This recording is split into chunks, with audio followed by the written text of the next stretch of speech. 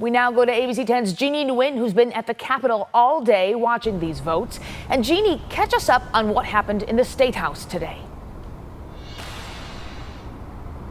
Well, Becca, both the Senate and the Assembly had hours-long floor sessions today, with redistricting being the only matter at hand. Now, discussions were heated, especially because there was a last-minute amendment made to the package.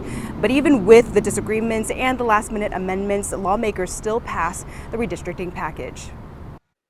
We are not intimidated, and we are acting openly, lawfully, with purpose and resolve to defend our state and to defend our democracy.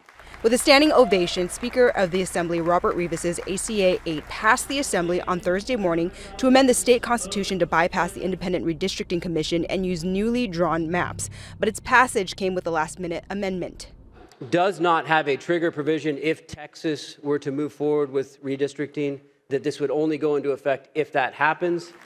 The language initially said this would only be operative if Texas, Florida, or any other state adopts new congressional maps. The last-minute amendment now says this measure is in response to redistricting in Texas in 2025.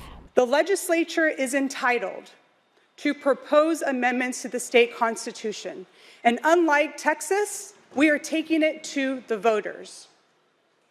We are acting now to save our future. I respectfully ask for an aye vote on AB 604. Over in the Senate, Republicans attempted to offer their own amendments to prevent any member who voted for this legislation to be prohibited from running for office for 10 years. What's happening here is simple. Gavin Newsom and Democrat politicians are trying to ram through a corrupt redistricting scheme to rig California's elections. It's undermining both the letter and the spirit of the California Constitution. It comes as legal battles are possible. On Wednesday night, the California Supreme Court denied a request from state Republican lawmakers to pause this process. Now, some Republican leaders are calling on the Department of Justice to investigate what's happened at the Capitol over the past couple of weeks.